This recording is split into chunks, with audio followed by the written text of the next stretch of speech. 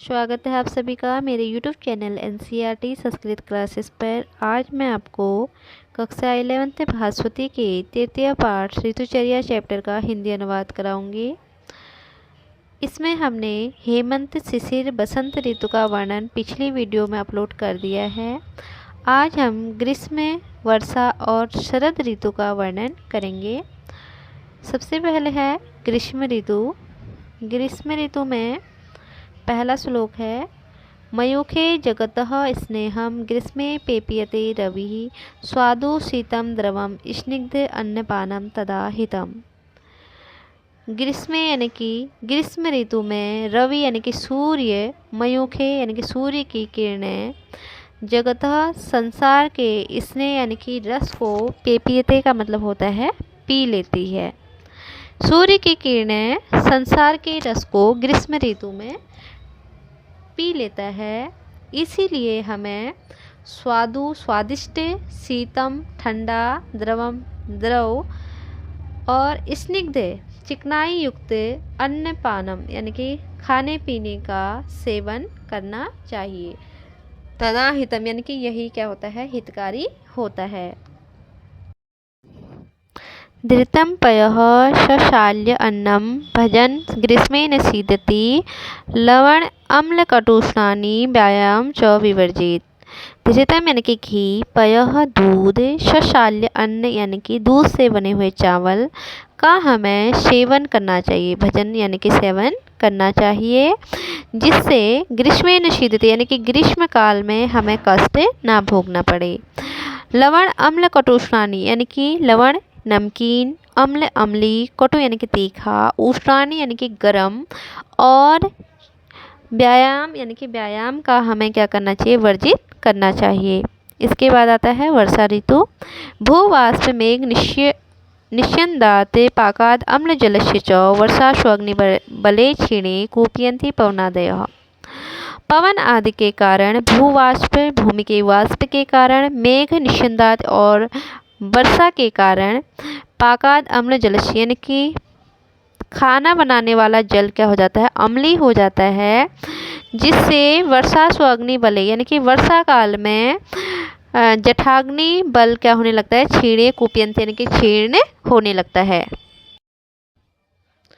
व्यक्त अम्ल लवण स्नेहम वात वर्षा कुले अहनि विशेषते भोक्तव्यम वर्षा स्वनील शांते। यानी कि वात वर्षा कुले अहनि यानी कि वर्षा के कारण और हवा के कारण जो जठाग्नि क्षीण होने लगती है, उससे बचने के लिए हमें वर्षा ऋतु में अम्ली और नमकीन, स्नेहम यानी कि चिकनाई युक्त भोजन का सेवन हमने करना चाहिए।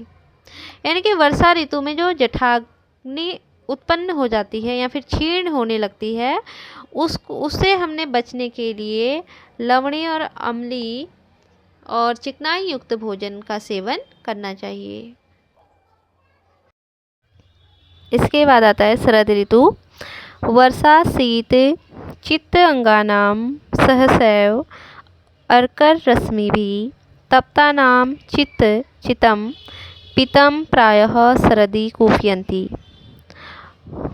वर्षा यानी कि शरद काल में वर्षा और शरद के से चित्त अंग यानी कि अंग हमारे क्या पड़े रहते हैं, हमें ठंडे पड़े रहते हैं, उसमें सहसैव यानी कि अचानक से, रश्मि भी यानी कि सूर्य की किरणें पड़ने से, या फिर तप्तानाम यानी कि तपने से, सूर्य की किरणों के द्वारा तपने से हमारा पित्त क्या हो जाता है, प्रायः शरदी कूपयंत यानी कि शरद से, ठंडे से, कूपयंत यानी कि प्रकुपित हो जाता है।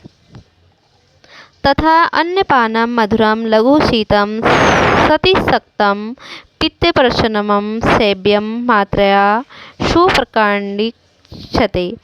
यानी कि शरद ऋतु में जब हमारा पित्त प्रकुपित हो जाता है, तो उससे क्या होती है कि भूख बढ़ने लग जाती है, जिसमें हमको कैसे खान पान का प्रयोग करना चाहिए, कह रहे हैं कि मधुर मीठे और हल्के शीतम यानी कि ठंडे रस वाले भोज्य पदार्थों का हमें क्या करना चाहिए, सेवन करना चाहिए।